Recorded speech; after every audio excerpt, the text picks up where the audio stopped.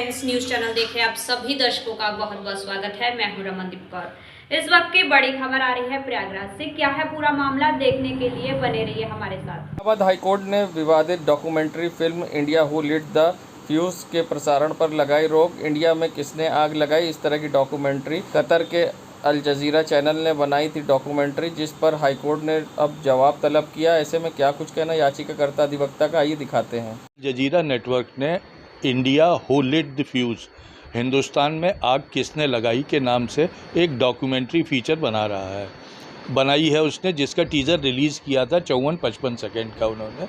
उसके ऊपर different comment आए और हैशटैग के साथ में बार बार आ रहा था Hindu extremist organisation, Hindu extremist government, और साथ में ये कि हिंदू मुसलमानों की प्रॉपर्टीज़ को डिस्ट्रॉय कर रहे हैं, उनकी कंपनीज़ को डिस्ट्रॉय कर रहे हैं, उनके मकान गिरा रहे हैं, उनके साथ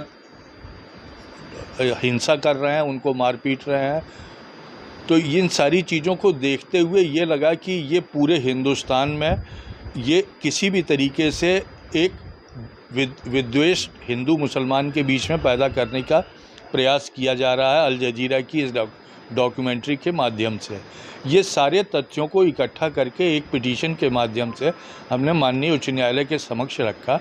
माननीय न्यायमूर्ति श्री अश्विनी कुमार मिश्रा जी और माननीय न्यायमूर्ति श्री आशुतोष श्रीवास्तव जी ने की बेंच के सामने ये मसला पेश हुआ। उनको सारी चीज़ें बताई गई। वहाँ पे उनको ये भी बताया गया कि article 14 of the constitution guarantee करता हर आदमी को अपनी बात कहने का अधिकार है, लेकिन ये अधिकार आर्टिकल 14 के सब क्लास 2 के तहत है, जहां गवर्नमेंट को ये राइट है कि वो जातीय विद्वेष या धर्म विद्वेष फैलाने या देश के हित के खिलाफ काम करने वालों पर रोक लगा सकती है। इस मसले को और साथ ही साथ information technology act, cable TV network act और भी अलग अलग रूल बने हुए हैं, डायरेक्टिव्स हैं, उनके तहत स्टैट्यूटरी डायरेक्शंस के तहत इसको रेगुलेट किया जा सकता है। क्योंकि वर्तमान में जितने भी इंटरनेट के ज़रिए सोशल मीडिया या नेटवर्क या डिजिटल टीवी या आईपी टीवी चल रहे हैं, उसके रेगुलेशन के लिए कोई प्री सर्टिफिकेशन का कोई प्रोसेस नहीं है और ना ही किया जा सकता है, जो कि संभव नहीं है। ये प्रोग्राम रोज़ के रोज़ चलते हैं। तो इन सब तथ्यों को देखते हुए माननीय न्यायालय ने स्थिति की गंभीरता को समझते हुए उस पर रोक लगा दी है और ये कहा है कि सभी पक्ष अपना जवाब प्रस्तुत करें और साथ में उस डॉक्यूमेंट्री को भी प्रस्तुत करें, और साथ ही केंद्रीय सरकार को ये भी कहा कि इसको देखकर समझकर, जब तक कि ये न लगे कि ये अनरिस्ट्रिक्टेड पब्लिक व्यूइंग के लिए कि सभी उम्र के सभी तरह के लोगों के देखने लायक चीज़ है, तब तक इसका प्रसारण कतई नहीं होगा बिना न्यायालय की अनुमति से। ये है, ये जुलाई पहले हफ्ते में लग के आएगी। उस समय अदालत के सामने सारी चीज़ें आ जाएंगी। नोटिसेस सबके यहाँ भेज दी गई हैं। वो 24 घंटे के अंदर उम्मीद है कि सर्विस भी सब पर हो जाएगी। मैं कृष्ण मोहन त्रिपाठी, याचिका अधिवक्ता। बाहुबली पूर्व सांसद अतीक अहमद के करीबियों पर ईडी की कार्रवाई से जुड़ी खबर। प्रयागराज से दिल्ली तक चल रही है अतीक के करीबियों पर ईडी की छापेमारी। बिल्डर और सीए के घर पर जब्त किए गए अहम दस्तावेज। मनी लॉन्ड्रिंग केस में ईडी ने अतीक के करीबी 2 बिल्डर और एक चार्टर्ड अकाउंटेंट के घर आधी रात तक जांच और पूछताछ में जुटी रही। पूछताछ के दौरान उनके घर से नकदी, ज़मीन से जुड़े अहम दस्तावेज बरामद किए गए। घर पर मिले परिवार के सदस्यों और दफ्तर में कर्मचारियों से लंबी पूछताछ की गई। बिल्डर और विभिन्न कंपनियों के बैंक अकाउंट, प्रॉपर्टी के कागजात भी खंगाले गए। सभी का माफिया अतीक अहमद से कनेक्शन सामने आया है, जिसके आधार पर साक्ष्य जुटाए जा रहे हैं। 12 अप्रैल को माफिया के चार्टर्ड अकाउंटेंट, करीबी बिल्डर संजीव अग्रवाल, पूर्व विधायक सहित अन्य के ठिकानों पर छापेमारी की गई थी। सूत्रों के अनुसार जांच में कई लोगों के नाम सामने आए हैं और ऐसे में ईडी अब सख्त कार्रवाई कर रही है। मामले में जहां बाहुबली पूर्व सांसद अतीक अहमद पर ईडी का शिकंजा लगातार कसता जा रहा है, ऐसे में ईडी ने आज प्रयागराज में 2 बिल्डर और एक अकाउंटेंट के यहाँ देर रात छापेमारी की है और साथ ही ईडी को कई अहम दस्तावेज़ भी मिले हैं और कई बैंक खाते की जानकारी भी मिली है। ऐसे में ईडी पहले भी 12 अप्रैल को पूर्व सपा विधायक और साथ ही करीबी बिल्डर संजीव अग्रवाल के यहाँ छापेमारी की थी, जिसमें नोट गिनने की मशीन व कई कागजात ज़रूरी मिले थे। वहीं बता दें ईडी अब लगातार एक्शन मोड में है। अतीक अहमद के करीबी रिश्तेदारों और अन्य लोगों के यहाँ लगातार छापेमारी कर रही है। प्रयागराज से लेकर दिल्ली तक ये छापेमारी की कार्रवाई हो रही है।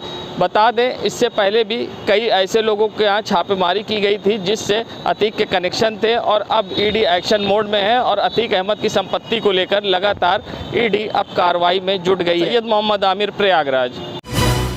कार्रवाई से जुड़ी खबर। होलागढ़ थाने कार्यालय में तैनात पुलिसकर्मी का वीडियो हुआ वायरल। कार्यालय में ड्यूटी के समय सोता नजर आया पुलिसकर्मी। प्रयागराज में लगातार बढ़ रहा है अपराध, हो रही हत्याएं, मगर ड्यूटी पर तैनात पुलिसकर्मी कूलर की ठंड हवा का ले रहे आनंद। होलागढ़ थाने का बताया जा रहा वायरल वीडियो। इतनी सारी फाइलें, एक भी फाइल गायब हो जाती तो आखिर जिम्मेदार कौन होता। वहीं पुलिस की लापरवाही आई सामने, जहां होलागढ़ थाने में सोता दिखा पुलिसकर्मी। बता दें इतनी बड़ी लापरवाही आखिर कोई पुलिसकर्मी कैसे कर सकता है, जहां होलागढ़ थाने का ये वीडियो अब सोशल मीडिया पर वायरल हो रहा है, जिसमें पुलिसकर्मी सोता नज़र आ रहा है और अब सोशल मीडिया पर ये वीडियो तेज़ी से वायरल हो रहा है। देखना होगा कि अब इस सोते हुए पुलिसकर्मी पर आला अधिकारी किस तरह से करते हैं कार्रवाई, या फिर इसी तरह से होती रहती है लापरवाही। वीडियो सोशल मीडिया पर तेज़ी से हो रहा है अब वायरल। स्तर पर होने वाले एशियन गेम में अब प्रयागराज के सात्विक को मिल सकता है भारत के नेतृत्व करने का मौका। उन्हें चयन के लिए किया गया है आमंत्रित। बता दें सात्विक सांगलू प्रयागराज के रहने वाले हैं। उन्होंने कई नेशनल और स्टेट लेवल पर गोल्ड हासिल किए हैं। ऐसे में उन्हें मौका मिल सकता है। और क्या कुछ कहना इस पर पूरे मामले पर सात्विक का, आइए दिखाते हैं आप। सबसे पहले तो मैं all India karate do federation का खिलाड़ी हूँ और पिछले 8 सालों से मैं ये कला जो है कराटे उसको साध रहा हूँ। और इस बार मुझे बहुत अच्छा मौका मिला है कि इंडियन ओलंपिक एसोसिएशन ने जितने भी फेडरेशंस हैं सब के जो भी स्वर्ण पदक विजेता हैं उन सब को सिलेक्शन के लिए बुलाया है। एशियन गेम्स होने वाला है जो कि चाइना में होने वाला है और सितंबर में है, उसके ट्रायल्स के लिए सेलेक्ट करके मुझे भी न्योता मिला है, तो मैं भी जाऊंगा वहाँ पे सिलेक्शन के लिए और मैं पूरी कोशिश करूंगा कि मैं सेलेक्ट हूँ और भारत देश का प्रतिनिधित्व करूं और उसका नाम रोशन करूं। और इससे पहले मैंने कई नेशनल्स खेले हैं जिसमें मैं स्वर्ण पदक विजेता रह चुका हूं और मैंने श्रीलंका में 2018 में एक इंटरनेशनल चैम्पियनशिप हुई थी, मैंने उसमें भी गोल्ड मेडल जीता था। और भी कई नेशनल्स मैंने खेले हुए हैं, इंटरनेशनल खेले हैं। अगर भारत की तरफ से खेलने का आपको मौका मिलता है तो कैसा लगता है, क्या कहेंगे? बहुत अच्छा लगता है, बस मैं यही चाह रहा हूँ मेरा सिलेक्शन हो जाए। मैं रिप्रेजेंट करना चाहता हूँ भारत को, क्योंकि बहुत ये खेल जो है इसको बहुत ज़्यादा बढ़ावा इतना नहीं दिया जाता, लेकिन अब इसको मिल रहा है। तो मैं यही चाहूँगा कि मैं जाके भारत का नाम ऊंचा करूँ बस। मैं सात्विक सांगलू। 10 जुलाई से शुरू हो रही है भारत गौरव यात्रा। दक्षिण भारत के प्रमुख मंदिरों के दर्शन कराने के लिए निकलेगी विशेष ट्रेन। रामेश्वरम, मीनाक्षी टेम्पल, कन्याकुमारी, तिरुपति बालाजी, मल्लिकार्जुन, ज्योतिर्लिंगा जाएगी विशेष ट्रेन। पूरी यात्रा 10 दिन 11 रात्रों में होगी, जिसमें सभी प्रमुख मंदिरों के कराए जाएंगे दर्शन। यात्रियों को ट्रेन के अलावा होटल, ट्रांसपोर्टेशन, खान पान की भी सुविधा कराएगी IRCTC। ट्रेन में कुल 14 बोगियां होंगी, जिसमें second AC, third AC, sleeper coach की सुविधा मिलेगी। स्लीपर कोच में एक यात्री का फुल किराया 20,870 रुपये होगा। ये ट्रेन ऋषिकेश, हरिद्वार, मुरादाबाद, बरेली, शाहजहांपुर, हरदोई, लखनऊ, रायबरेली, प्रयागराज, प्रतापगढ़, मानिकपुर और सतना रुकते हुए यात्रियों को लेकर दक्षिण भारत के दर्शन कर लिए जाएगी। ऐसे में किस तरह की व्यवस्थाएं हैं, क्या कुछ कहना है इस पूरे मामले पर, आइए दिखाते हैं आपको। बहुत संक्षेप में इतनी ऐसी है और इतना किराया होगा और मकसद ये है कि तीर्थ यात्रा। एक मिनट में बोलूँगा। सर ये कब से शुरू होगी और कहाँ ये ट्रेन जाएगी, उसकी क्या खासियत है? ये 10 जुलाई से प्रारंभ हो रही है योगनगरी ऋषिकेश से, और ये योगनगरी ऋषिकेश से लखनऊ से होते हुए प्रयागराज, और प्रयागराज से फिर ये साउथ की यात्रा करेगी। साउथ में दक्षिण भारत में जो हमारे मेन टेम्पल्स हैं उन लोगों को, उन सब जगहों के ये दर्शन कराएगी। तो मेन उद्देश्य दक्षिण भारत के उनका दर्शन कराना है। इसकी कैपेसिटी लगभग 747 है, जिसमें स्लीपर, 3 AC और सेकंड AC के कोचेज़ हैं। स्लीपर का किराया लगभग 20,000 रुपये होगा, 3 AC का किराया लगभग 35,000 और सेकंड AC का किराया लगभग 45,000 होगा। ये टर्न की बेसिस पे होगी कि इसमें रहने खाने पीने की सारी सुविधाएं होंगी, प्लस लोकल ट्रांसपोर्टेशन और लोकल एकोमोडेशन भी इसी में इंक्लूडेड होगा कि आपको वहाँ पे जाके कुछ भी चीज़ों के लिए परेशान होने की आवश्यकता नहीं। क्या आपने चलते फिरते ब्लड बैंक का नाम सुना है? नहीं तो आइए हम आपको दिखाते हैं चलता फिरता ब्लड बैंक, जो कि प्रयागराज के रहने वाले राजीव मिश्रा हैं, जो कि 94 बार से ज़्यादा ब्लड डोनेट कर चुके हैं। देश के कोने कोने में जाकर ब्लड डोनेट करते हैं। वर्ल्ड बुक ऑफ रिकॉर्ड में भी इनका नाम दर्ज है। और क्या पूरा मामला है, आइए दिखाते हैं आपको। ब्लड डोनेशन के क्षेत्र में आया 2002 में, और तब से अभी तक मैं 94 टाइम ब्लड डोनेशन मेरा हो गया है अभी तक। मैं चलता फिरता ब्लड किस लिए कहा जाता हूँ कि हमको कहीं से भी फ़ोन आ जाए तो मैं वहाँ पहुँचकर रक्तदान कर लेता हूँ। और ब्लड डोनेशन को लेकर मैं अरुणाचल प्रदेश के खोंसा शहर से लेकर जम्मू कश्मीर, कन्याकुमारी और छत्तीसगढ़, बिलासपुर आपका हो गया, असम, महाराष्ट्र, राजस्थान, पंजाब, मध्य प्रदेश, बम्बई, बिहार, उत्तर प्रदेश, लेह लद्दाख, कन्याकुमारी, जम्मू कश्मीर की मैं यात्रा कर चुका हूं रक्तदान के लिए। और साथ साथ जागरूकता भी किया हूं रक्तदान के प्रति, स्कूल कॉलेजों में जाकर, और रक्तदान भी किया हूं। ये जो कि एक विश्व रिकॉर्ड है गूगल के अनुसार। इतनी यात्रा रक्तदान के लिए विश्व में कोई नहीं किया।